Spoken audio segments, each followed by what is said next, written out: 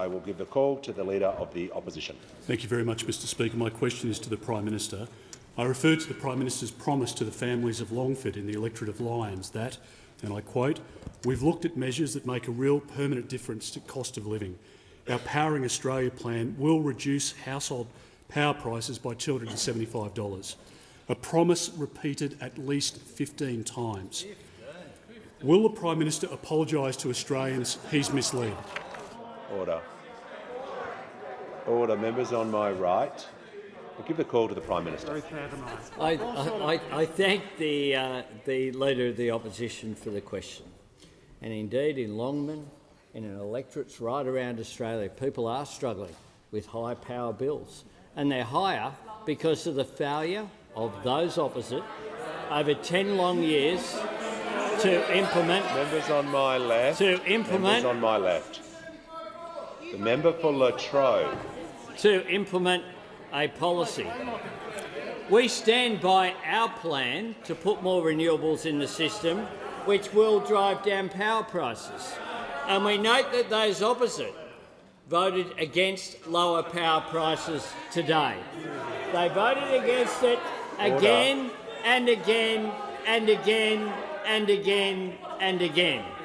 They voted against it consistently because one of their final acts in government was actually to hide the power price increases that were coming in July 1.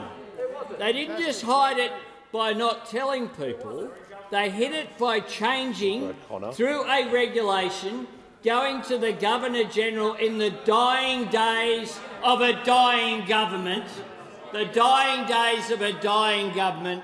They went to the GG and changed the rules so that Australians would not know when they voted on May 21 that there were already baked-in increases in power prices coming on July 1. We'll just take a break. The Manager of the Opposition Business.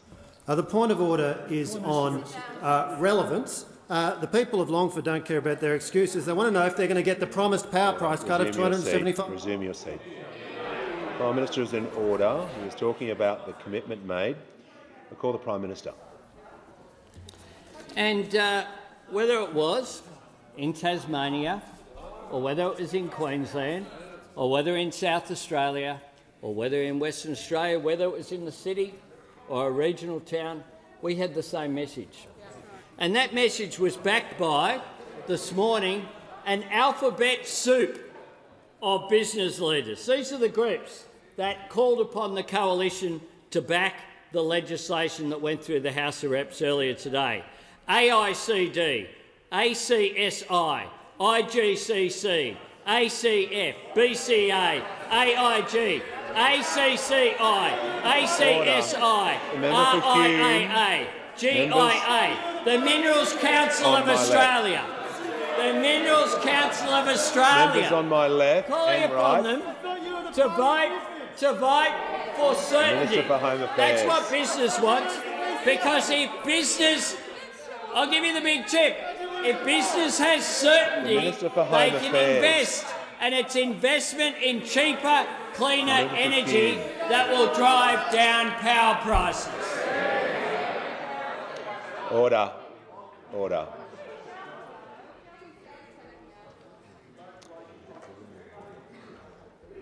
Give the call to the member for Canberra.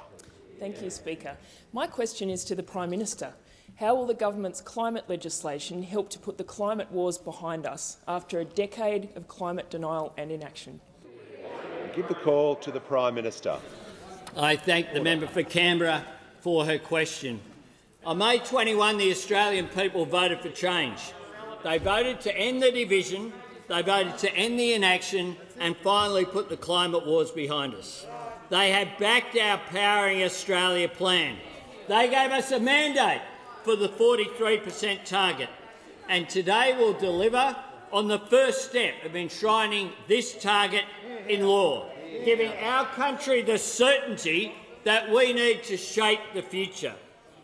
On the first day that I became Labor leader, I said that Australians had conflict fatigue.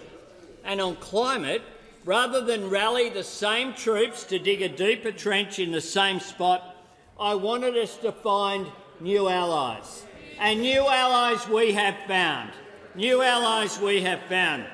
This is what Jennifer Westacott, the CEO of the Business Council of Australia, has said. This legislation has brought Australia a step closer to ending the climate wars that have put a handbrake on progress and become a serious economic barrier.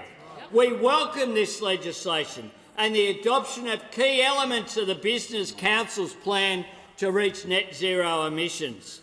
43% is a sensible, achievable target which can be delivered alongside new industries and better jobs with coordinated action. We thank the government for working with business to deliver a workable plan, reduce emissions and strengthen Australia's economic future. Remember when the Liberal Party used to have a relationship with business? Remember that? But what we saw today was just them isolated and alone, stuck in the same old trench, fighting a fight that has passed them by themselves with their arms crossed, just saying no, no, no. The coalition of yesterday, the no-alition of today. Just saying no, saying no to absolutely everything. Has the Prime Minister concluded his answer? Has the Prime Minister concluded his answer? Has the Prime Minister concluded his answer? I call the manager. Mr Speaker, under the rulings you've made, it is not in order for the Prime Minister to engage in an unstructured sledging of this side of the House, which is what he's doing. Resume your seat. Resume your seat. I call the Prime Minister. It's completely structured sledging. Order. Members on my right. The Prime Minister is addressing the question. He's in order. Call the Prime Minister.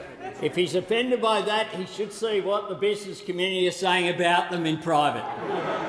He should have a chat.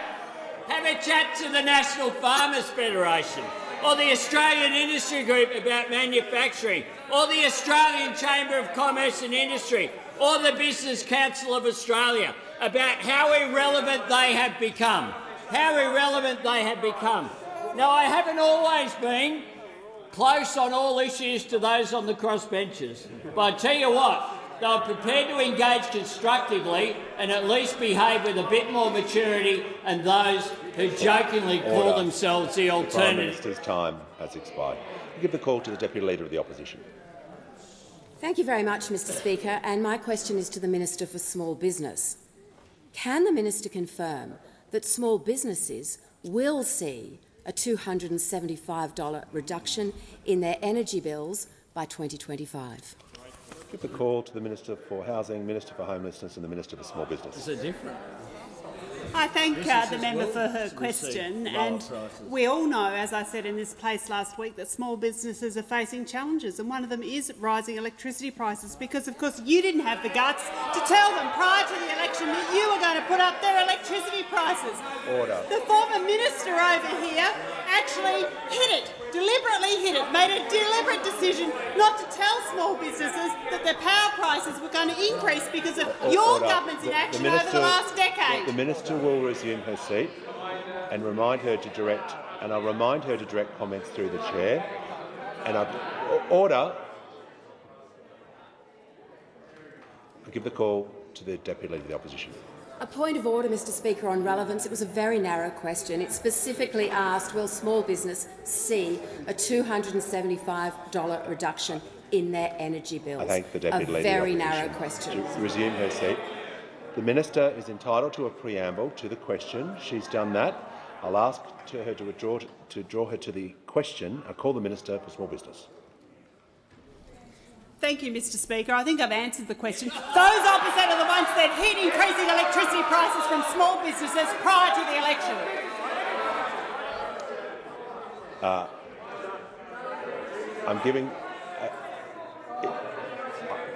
I'll call the Deputy Leader and will ask her to state the point of order. Mr Speaker, I seek leave to table the Labor Party's Powering Australia plan, mentioned twice already by the Prime Minister in question time, which specifically refers Order. to $275 a year in relief. I thank the seek Deputy leave. Leader of the Opposition. She may resume her seat. Just so that she's clear. Order. Order. Just so that all members are clear, particularly new members, if a document is to be tabled, the minister must refer to that document. She didn't refer that to an answer, so that is not a point of order. I give the call to the member for McNamara. Thank you, Speaker. My question is to the Minister for Health. How will the government's procurement of the new third-generation monkeypox vaccine protect Australians from the spread of monkeypox? I give the call to the Minister for Health and Aged Care. Well, thank you, Mr Speaker, and I thank the member for McNamara for his question. I know he's been closely engaged with his community about the impact of the global outbreak of monkeypox here in Australia, and he's been closely engaged with me as well. Mr Speaker, it's only 13 weeks since the first case of monkeypox outside of the endemic countries in Africa that have experienced that virus for many years was notified in the UK. And in that time, outside of Africa, more than 25,000 cases have been reported across 76 different countries, countries that have not experienced monkeypox before.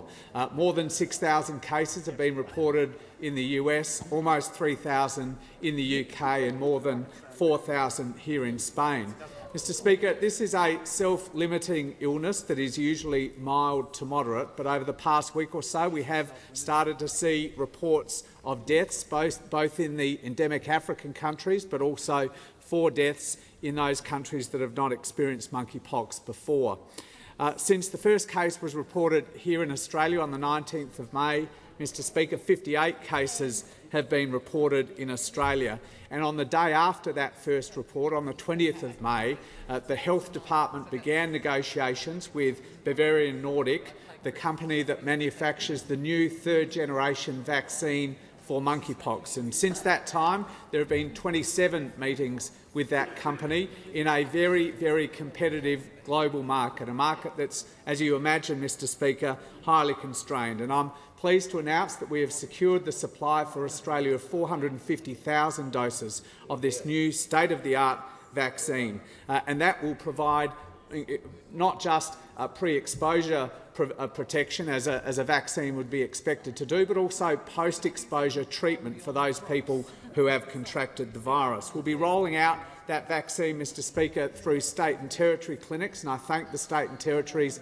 for their very constructive engagement over recent weeks. And we've also been working over recent weeks to increase clinical awareness and clinical capability to identify, isolate and treat cases as quickly as possible. I want to mention, though, Mr Speaker, because the member for McNamara has been very focused on this, about community engagement. It's important to say that any person can contract monkeypox, but it has particularly affected across the world gay, bisexual and other men who have sex with men. So we've been closely engaged with organisations like AFAO, the Federation of AIDS Organisations, the clinicians at ASHM, leveraging their networks and the capability that they've built up over the last 4 decades to make sure that communities across Australia have maximum awareness and are able to take up the opportunities that we've been able to secure over the course of this week. I give the call to the member for Warringah. Thank you, Mr Speaker. To the Treasurer, ATO data shows the combined income of 5 of the gas industry's biggest companies paid no income tax despite a combined income of $138 billion over the past 7 years.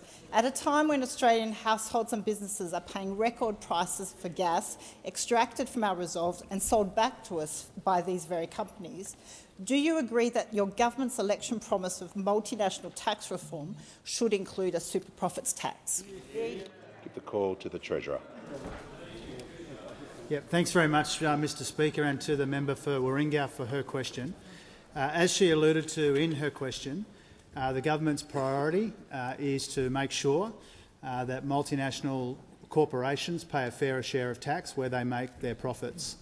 And what I hope to do in the next day or two is to release the discussion paper, which is the consultation that we committed to when it comes to the implementation of the multinational tax policies that we took to the election. And they are our priority, and they will be hopefully implemented as we described them in the election campaign. If that consultation process brings to our attention some issues around the implementation of that promise, then obviously then we will take that seriously.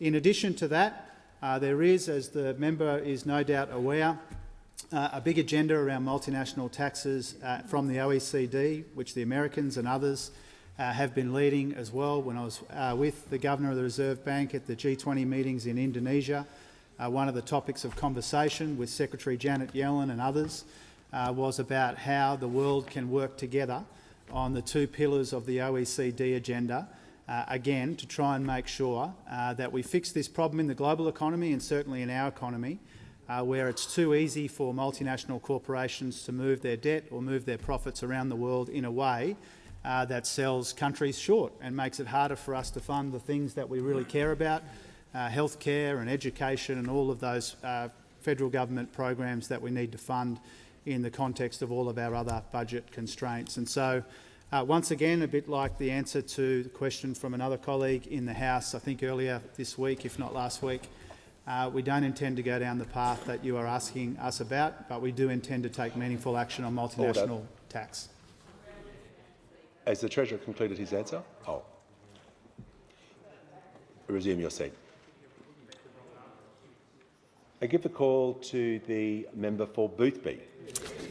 Thank you, Mr Speaker. My question is to the Treasurer. What role will the Jobs and Skills Summit play in addressing the challenges facing our economy, and who will be involved? Give the call to the Treasurer. Thanks very much, Mr Speaker, and I congratulate once again the fantastic member for Boothby who joins this parliament for the first time. Now, before the parliament returns for the next sittings of this place on the 1st and 2nd of September, the Albanese Labor government will be hosting a Jobs and Skills Summit here in Canberra. And this is our opportunity to bring Australians together to address the big challenges that we confront in our economy, whether it be labour shortages or skills shortages or stagnant wages. It's our opportunity to work together to create more opportunities for more people in more parts of our country. Now, this side of the House, we recognise that a better future relies on bringing people together. So bringing people together isn't just the aim and the guiding instinct of the Jobs and Skills Summit, it's also the aim and the guiding instinct of this government and of the Australian people that we serve. We want to ensure that there is a good, qualified worker for every business that needs one, and a great, well-paid, secure job for every Australian that wants one. We want a bigger, more productive and better skilled workforce with strong and sustainable wages growth as a defining feature of our national economic success. And that's why the summit will bring together workers and their unions, employers and their peak organisations, community groups, experts and other levels of government as well. And it's why this month there'll be proper consultation with, whether it's by portfolio or in different communities around Australia, as we conduct some genuine consultation in the lead-up to the Jobs and Skills Summit. I'll be doing some of that in central Queensland next week, because there is a hunger in this country for real talk about our economic challenges. There is an appetite to work together to address them, and there is a willingness in this country right now, at this moment, to see things through the prism of our national economic interest. Now, Mr Speaker, it's time for those opposite to decide whether they want to be part of the solution here or whether they want to continue to be part of the problem. Now, their position on this Jobs Summit has been characteristically confused. Some days— The Treasurer will resume his seat.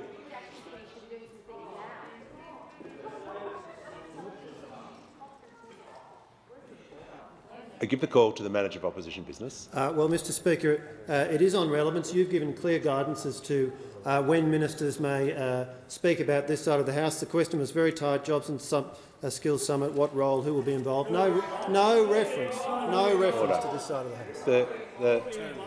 The Manager can resume his seat. The Treasurer is also talking about the end part of the question about addressing problems facing the economy. So I'll ask the Treasurer to return to the question and give him the call. Thank you, Mr Speaker. In relation to who will be involved in the summit, on some days those opposite say they want to see the summit cancelled. On other days, they say that they demand an invitation to the Job Summit. On the 11th of July, they said both. On the 11th of July, they said both. It reminds me of what Groucho Marx said. Groucho Marx said he didn't want to be part of an organisation that would have him as a member. The member for Hume doesn't want to be part of a Job Summit that would have him as an attendee. That seems to be the member for Hume's position. Speaker, if we bring to an end this decade of division and dysfunction, conflict and complacency, that's what the summit is all about, and that's what the government's all about as well. Order. I give the call to the member for Mallee. Thank you, Mr Speaker. My question is to the Prime Minister. The CFMEU has given over $10 million to the Labor Party since the last watchdog was abolished. Is the Prime Minister aware of the case of a female operations manager being targeted and verbally abused to the extent that she cried, felt fearful and ill? Why does the Prime Minister keep dismissing this issue when the welfare of 150,000 women working in the construction sector is at stake? Order. Give the call to the Prime Minister. I thank the member for Mallee for her question, and as I've said repeatedly, behaviour such as that, which she has described, is completely unacceptable. And that's why the Fair Work Ombudsman will be responsible, along with Fair Work Australia, for ensuring that industrial relations law is appropriately applied to any union or any employer. Simple as that. But my principle is also that all workers should be subject to the same laws and regulations as others. It's not a radical proposition that we're putting forward here. Our workplace relations system must be based upon fairness, mutual trust, respect and obeying the rule of law. That's our position. Simple as that. And what we have from the ABCC, though, is that there's substantial commentary about how it was supposed to have improved the way that the sector might operate. We'd expect if, while the period the ABCC was the regulator, for there to be improvements in labour productivity in the construction sector. You would expect that to be the case. But if you look at the facts, in 2017-18, productivity was down by 2.4%. In 2018-19, it was down by 2.6%. In 2019-20, it was down by 2.6% also. So the ABCC is supposed to be improving the way that the sector operates, and yet we have labour productivity going down year after year after year. And you would expect also the issue of construction costs to be there. The construction costs of the last 5 years in the heavy and civil engineering sector have risen by up to 20%. And during that time, of course, if you look at the total expenditure on the ABCC, their budget, since it was established from 2016 up to this year, their total budget is some $233 million. $233 million. This year alone, some $34 million. Some $34 million. And during that period, the ABCC boss, indeed Nigel Hadgkiss, had to resign himself in 2017 because he was caught breaching the Fair Work Act himself. Breaching the Fair Work Act himself. And so we take a very clear view, which is behaviour is unacceptable, full stop, of either employees or employers. All workers, bad behaviour is unacceptable. All workers should be subject to the same laws and regulations as others. Give the call to the member for Dunkley. Thank you, Speaker. My question is to the Minister for Aged Care. How is the Albanese Labor government delivering for older Australians after a decade of neglect and supporting workers in the aged care sector? The call to the Minister for Aged Care and Sport. Thank you, Mr Speaker, and I thank my friend the member for Dunkley for her question and for her tireless advocacy for older Australians in Dunkley, from Mount Eliza to Frankston to Carrum Downs, communities I know so well because you speak about them so often in the House. And I know she joins with me in our advocacy for getting cracking on aged care reform in the House this week. Mr Speaker, you only get one bill to be the very first bill to go through the new parliament, and that bill for the Albanese Labor government was aged care reform. That's how seriously we take it. And we have now, Mr Speaker, delivered 17 Royal Commission recommendations in just our first 100 days, compared to only 9 Royal Commission recommendations that the Morrison government achieved in 17 months. And we have, therefore, endorsements from the Council of the Ageing, who said that these bills are crucial steps in a reform process that, when fully implemented, will ensure Australians will enjoy the quality aged care system that all Australians deserve.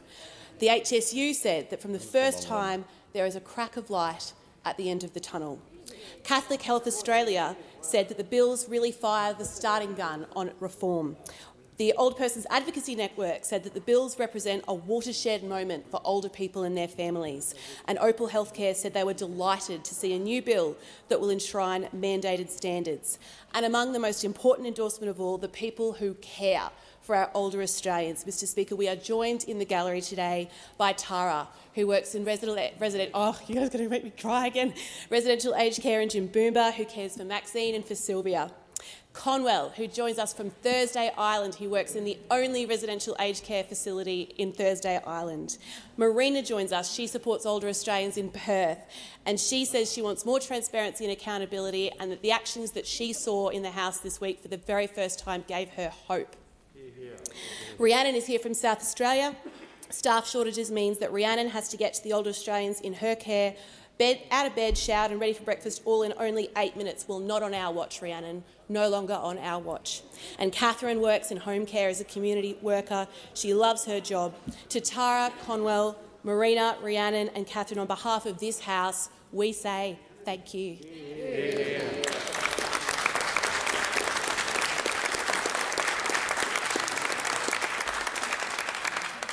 Our aged care workers deserve a whole lot better, and that's why we're not done yet. Aged Care Employee Day is this Sunday, and that's why on Monday we are sending our submission to the Fair Work Commission to give aged care workers a pay rise. We are going to do what we promised. We are going to do better by you than you ever received under 9 years of neglect of the previous Morrison government. You were our first bill through the House. We are sending our submission on Monday to try and get you a pay rise, and we will continue to deliver those election commitments to keep our promise with the Australian people. Order. I give the call to the member for Hume. Thank you, Mr Speaker. Mr Speaker, my question is to the Prime Minister. Reports in the AFR show the CFMEU-run super fund CBUS, a super fund chaired by the current president of the ALP, spent $11.2 million of members' retirement savings on payments to the Labor Party and unions over the last 5 years. Why is the government, in one of its first acts, moving to hide these payments from hard-working Australians? Order. I give the Order. Members on my right, the Minister for Resources. I give the call to the Prime Minister. I'm asked by the Shadow Treasurer a question about two things. One about things being hid by the Shadow Treasurer, about things being hid, and then a question about integrity from the Shadow Treasurer. Well, sometimes when the Tactics Committee give you a question, you should maybe say maybe someone else should ask that question. And that's one of the times. Because with regard to hiding information, what this political party that won 77 seats in the House of Representatives did before the election. The Prime Minister will just take a break. The Leader of the Opposition. Yes, Mr Speaker, on relevance, the Prime Minister was asked about $11.2 million of members' retirement savings channelled to the ALP. The ALP President is the chair of the CFMEU-run CBUS. The Prime Minister has conducted this personal attack but completely refuses to talk about these donations. Order. The Prime Minister is 40 seconds in. I'll ask him to return to the question and give him the call. Thanks, Mr Speaker. I reject the assertion that's contained in the question. I reject the assertion completely. And a range of, once again, a slur against someone who was named, indeed, the world's greatest finance minister during the global financial crisis. The person on my left. The person who kept Members us... on my left. Order. Member for Barker and the member O'Connor. The members on my left will cease interjecting. That's ringing a bell. The person who was Treasurer during the 30 years of consecutive economic growth that was created by the Hawke-Keating economic reforms and saw us through the global financial crisis is eminently qualified to chair a superannuation board that he has done in very recent times.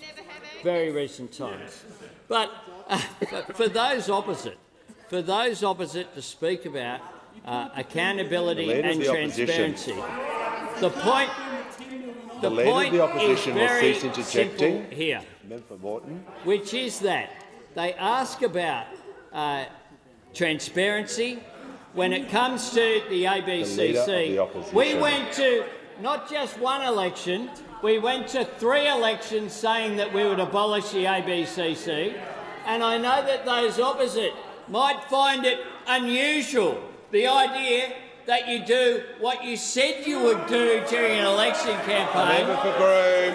and you received a mandate for The it member for Groom. Members on my left. from the Members on my Australian left. people. But that Members is on my left. precisely what we will do. We will go through our election commitments The and we'll members tick for them off Barker one by and, one, Member for because O'Connor. that's what governments of member for integrity do. Groom.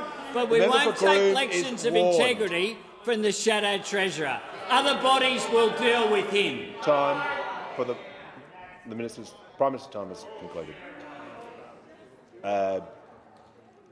I give the call to the Manager of Opposition Business. It's a reflection on a member, Mr Speaker. Reflections on the integrity of the Shadow Treasurer are quite out of order. Look, order. The member will just resume her seat. Order. I didn't hear what the Prime Minister was saying because there was too much noise on my left. If you want me to rule and hear these points of order, I need to hear what the Prime Minister is saying. I've warned the members for Groom and the members for Barker and other members are close to it. These questions will be heard in silence and there is too much noise in the chamber. I give the call to the member for Macquarie. Thank you, Speaker. My question's to the Minister for Climate Change and Energy. How will the passage of the Albanese government's climate change bill address the climate wars and deliver a better future for Australian families and businesses? I give the call to the Minister for Climate Change and Energy. Thanks, Mr Speaker. Mr Speaker, the people of Macquarie know all too well the cost of climate change. The member for Macquarie knows all too well the benefits of action on climate change, and I thank the member for her friendship and her very, very strong climate advocacy. Mr Speaker, the passage of the Albanese government's climate bill through the House today, 89 votes to 55, represents the will of the parliament and the will of the people, Mr Speaker.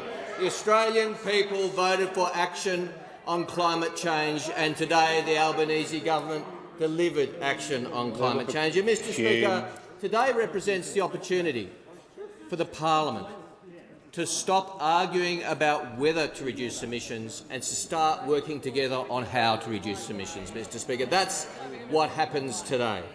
And there has been broad support for the passage of the Albanese government's reforms through Parliament in the lead-up to today and in the last few hours. We've seen the Business Council of Australia say the nation can't afford to go back to the future.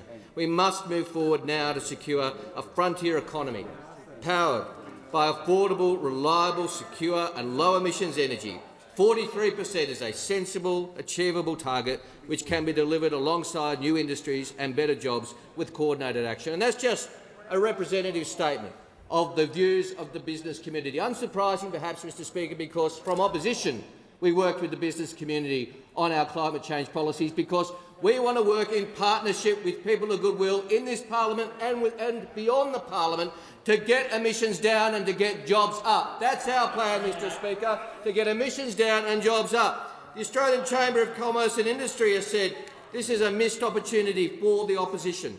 The announcement today demonstrates that the climate wars are over. This must act as a moment of unity of purpose. And where again, we agree with the Australian Chamber of Commerce and Industry. Some in this House think they know more about business than the Business Council and more about commerce than the Australian Chamber of Commerce, but we don't on this side of the House, and nor do members of the crossbench, because today, 89 votes to 55, the Australian Parliament spoke the will of the people. But we know the work does not end today. The work begins today. Now we have to rewire our nation. Now we have to ensure that our biggest emitters reduce their emissions through the safeguard mechanism. Now we have to develop a national electric vehicle strategy, Mr Speaker, and that's exactly what we will do. Now we will roll 400 community batteries out across our country. Now we will roll solar banks out across our country. That's what this government will do. Mr Speaker, today does not mark the end of the work. Today the work just gets started. We are just starting the work that the Australian people elected us to do. Order.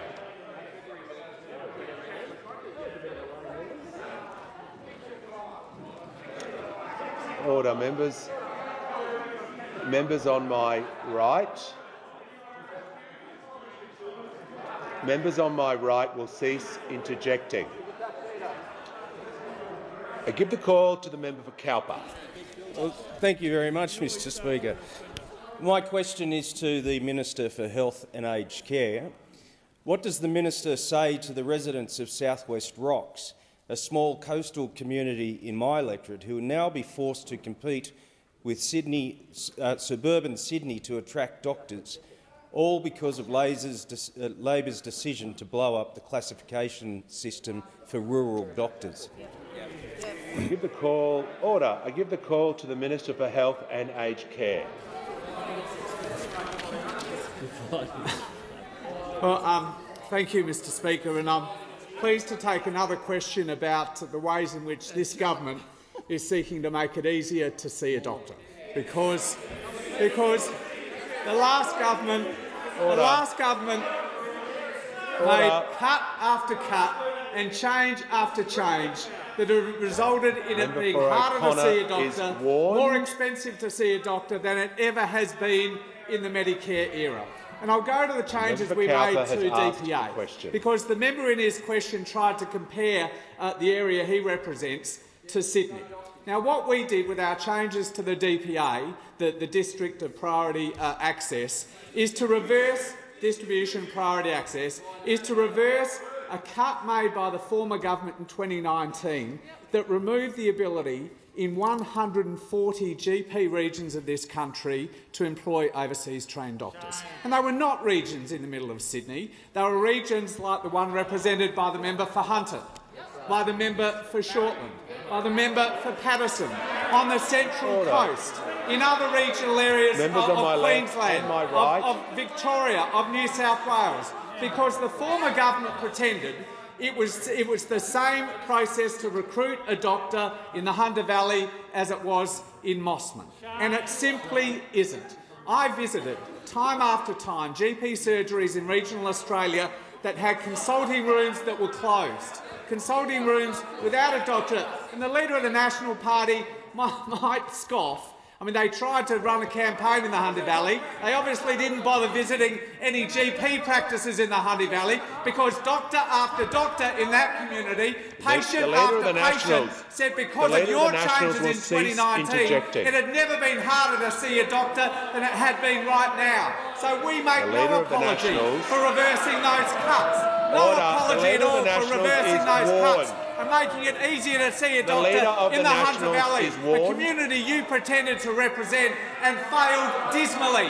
failed dismally. The Leader of the Nationals what those opposite might want to tell their communities is that I was The lobbied. Leader of the Nationals will leave the chamber under 94A. Order. It's not something to cheer about, government members.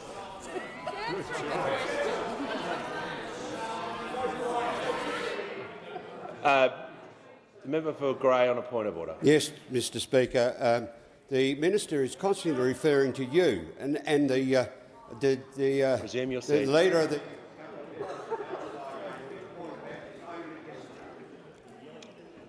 I thank the member for Grey. The minister will direct his comments through the chair. I call the minister. Thank you, Mr Speaker, and I apologise to you because I remember very clearly you supporting Labor's policies to make it easier to see a doctor right through the election campaign. But I can tell you, Mr Speaker, I was lobbied to reverse the changes the former government made, for example, to bulk billing incentives in DPA2 areas like the Hunter Valley, and I resisted that lobbying because I thought it is important that there be continued incentives in more rural and more regional areas, including higher bulk billing rural incentives and higher incentives under the Workplace Incentive Program. Expired.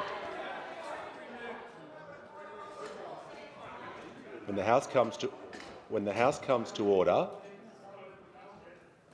the member for Werriwa has the call. Thank you, Mr Speaker. My question is to the Minister for Skills and Training. How will the Albanese Labor government work to address the skills crisis it inherited and help ensure that the economy is not held back by these skills shortages? I give the call to the minister.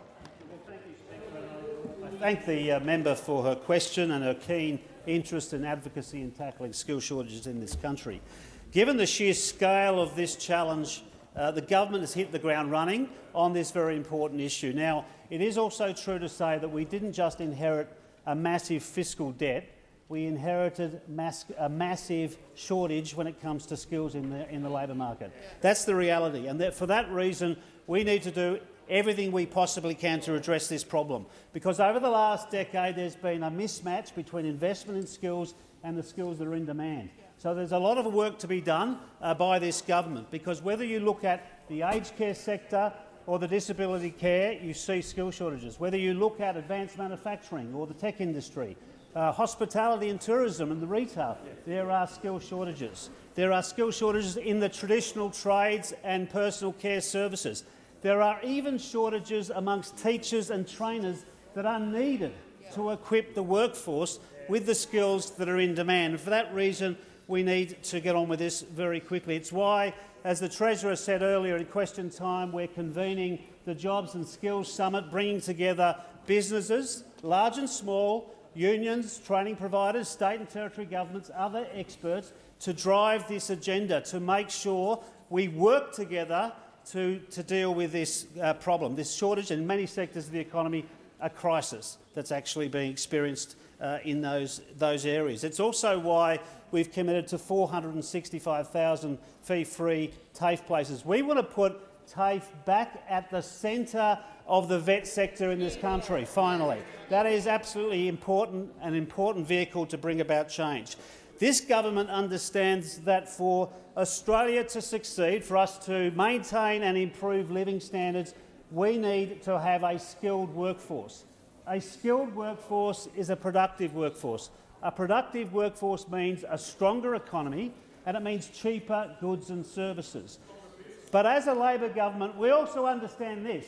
We understand that training working people means it provides them the dignity and indeed the sense of fulfilment of having a good job. Because if you train workers in areas of demand, you provide security of employment for those workers. You provide a career progression. So it's not just important for our economy, it's not just important for businesses in this country, it is critical for workers who deserve a decent go and deserve secure work. And I give the call to the member for Fowler. Thank you, Mr Speaker. Mr Speaker, my question is to the Prime Minister. Australia is facing a cost of living and jobs and skills emergency. My electorate of Fowler also bears the brunt of the nation's migrant settlement city. It has one of the highest national unemployment rates over the past decade, almost 10% and more than double the national average. How will the Prime Minister commit to working with me to lower the unemployment rate and lower the cost of living for struggling families of Fowler? Give the call to the Prime Minister. I thank very much the member for Fowler for her question. And just last week we had a very constructive one-on-one meeting about how the government can assist people in Fowler electorate around the Liverpool area in south-west Sydney, an area that I'm very familiar with. And the member is quite right to point to socio-economic disadvantage that's there in Fowler. It has a much higher proportion of new migrants to Australia than the average across the country. And in particular, many newer groups have gone to south-west Sydney to settle, to make Australia their home. Over a period of time, what I know is that communities like the Vietnamese community in Fowler, just like the one in Marrickville, when I recall the member for Fowler living in my electorate some years ago where we first met, that community has proven to be a great success. But newer communities, of course, require that additional support, such as the Assyrian community, people who fled war-torn Syria in recent times. And my government is very conscious of that. That's one of the reasons why I've encouraged the member to engage in the Jobs and Skills Summit process, to have a local forum, and offered the government support to provide advice, speakers, to provide the full force of government to have local forums, which is on offer to anyone around this chamber as well. What we need to do is to work with the local business community, to work with TAFE, the three levels of government, and I discussed with Premier Perrottet today at the National Cabinet, along with other premiers, how we can make sure, arising out of that, we give Australians more opportunities for jobs through better TAFE funding, better training, making sure that we identify those opportunities which are there. One of the things we know is that long-term unemployment can be a scourge. In particular, I'm aware that in south-west Sydney there are pockets, large pockets of housing estates whereby disadvantage is entrenched. When I asked a question the other day about social housing, I spoke about the need to have a mix of housing as well. And I have raised with state premiers as well as with local government, how we get better investment as part of this government's commitment through our Housing Australia Future Fund and other investment vehicles to get increased support for a mix of housing, so that you don't have people growing up in communities where they can't see people that they can aspire to be one day. I thank very much the member for Fowler for her question. I look forward to working constructively with her, and I thank her for her engagement with the government up to this point. And I give the call to the member for Lyons. Thank you, Speaker. My question is to the Leader of the House. How is the government's management of the House in its first sitting fortnight delivering on Labor's vision for a better future, and how does that compare to previous parliaments? Order. Order. Order. Order.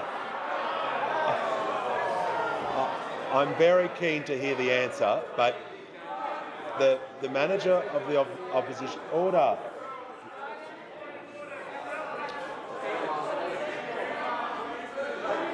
When the House comes to order, I'm trying to give the manager of opposition business the call. When the House is silent, I will hear from him. I call the manager of opposition business. Mr Speaker, question time is for ministers to be asked about the activities of the current government. You've given a ruling on this. How can this question possibly be consistent with your ruling? The question is in order, and I call the Leader of the House, who's also a minister. Thanks very much, Mr Speaker. And I thank the member for Lyons for asking an excellent question. An excellent question. And it's fair to say I like this parliament better, significantly better. And one of the things I'll say that we've had, particularly if you look at the debate that happened this morning. Order. How long Members is it on my left. Since how long is it? How long is it in this parliament since we've had a situation where the crossbench move an amendment the minister listens to the speech and the parliament then makes a decision based on the debate. For 9 years, the debate didn't even occur. For 9 years, the amendments weren't even allowed to be moved. And today what I saw in the parliament was a situation, finally, where different members of parliament, regardless of where they are in the chamber, brought forward their ideas. The debate mattered for the outcomes and the parliament voted. I note no amendments from those opposite, no amendments from those opposite at all, and as well as there being no amendments, even when they were voting no, like not even any enthusiasm, not even like they wanted to be here. But the procedures that have allowed us to be able to do this have changed what's possible in the parliament. Now, first of all, I'll pay credit. Of the 35 new members, we have had 24 first speeches now. And for members on this side, that side and the crossbench, it is good to have those first speeches so early in the new parliament. But what we have also achieved, against those opposites saying it would be the end of democracy, are new procedures which have allowed people to debate. Now, for the last 2 nights, where previously the process would have been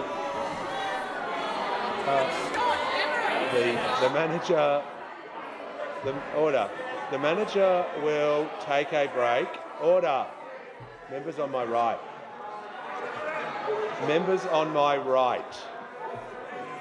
I'm calling the member for Wannon, and I'd ask him to state the point of order.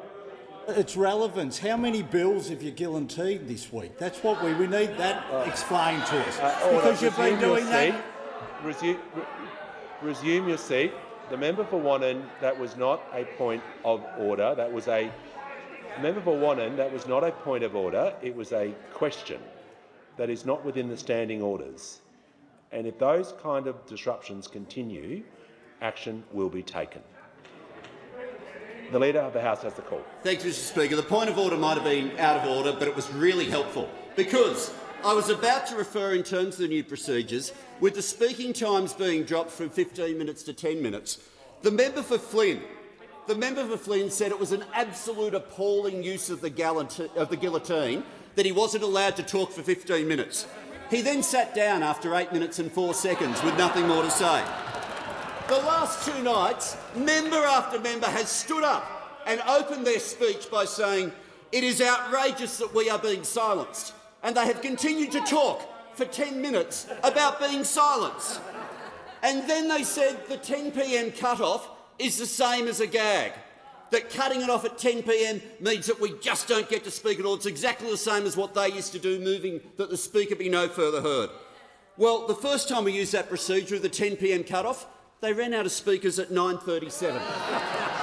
Last night, they ran out at 9:27. The parliament's being used as it should be. The Leader's House has expired. Order. The House will come to order. Members on my left, I'd like to hear the member for Fadden's question, and I give him the call. Thanks, Mr Speaker. My question is to the Prime Minister. Prime Minister, reports in the AFR show a total of $85.5 million in payments by 51 super funds to political parties, namely the Labor Party, and associates, namely unions, over the past 5 years. Can the Prime Minister confirm the very first act by his Treasury under his government was to water down transparency and accountability measures designed to give Australian super fund members visibility of how their savings are spent? Order. I give the call to the Prime Minister. Thanks very much, Mr Speaker. The first act of the government was actually to sit around as a cabinet and to agree Order. The member for Fadden has asked a question. To put in a submission to the Fair Work Commission to give low-wage workers a pay rise. That was the first act that we did, because what we said was that $20.33, people were doing it tough. People were doing it tough. So that was the first act of the government. We've continued to implement our priorities. We will continue to implement our priorities. We were transparent before the election.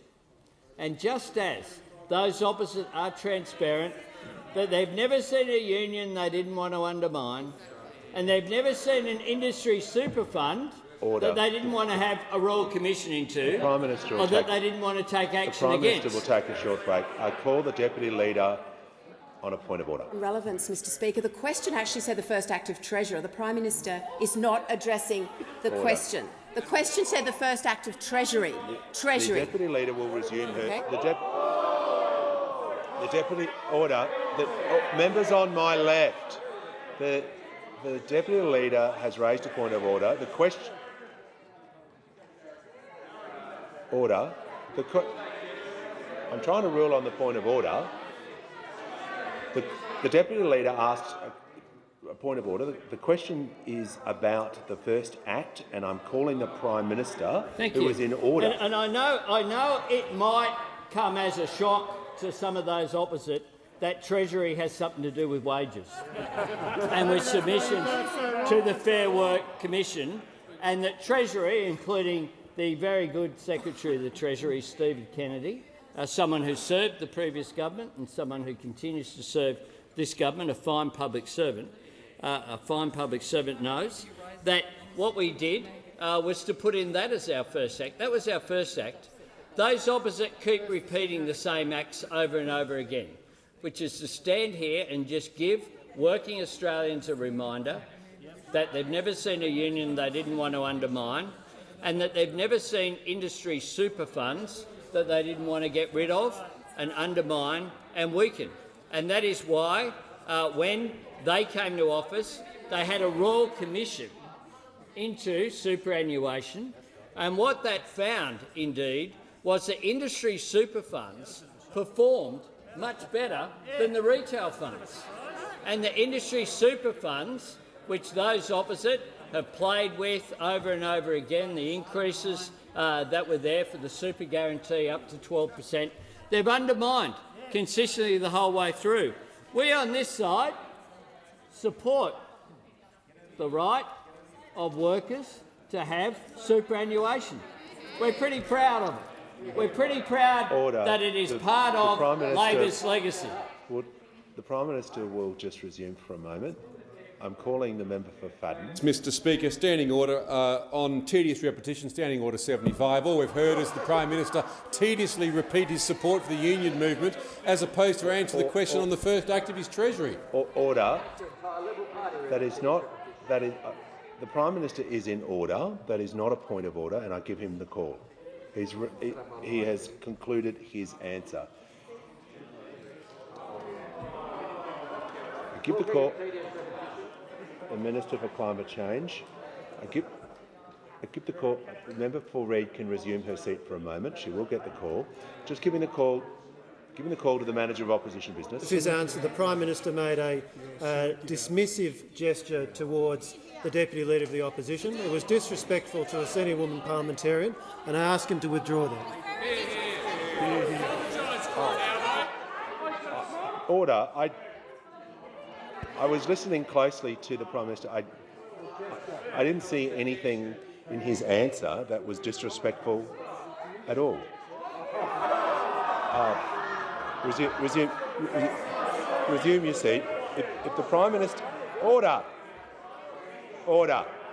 If the Prime Minister had done something disrespectful, I would ask him to withdraw it. But there was nothing said, and we will move on now with question time. Order!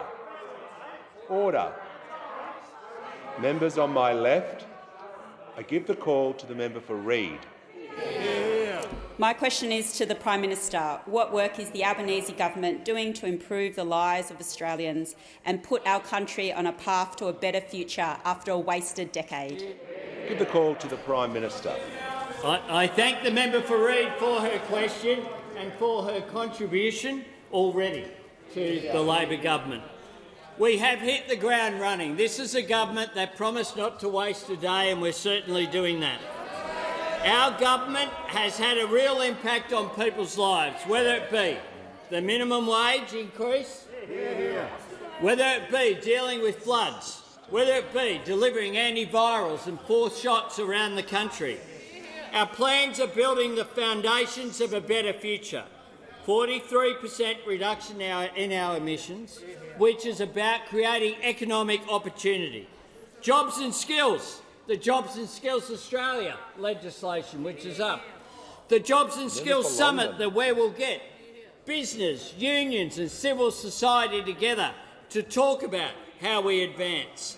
Aged care, where we've already passed legislation, where we've stood up for the workers that we see today in the gallery who need a pay increase.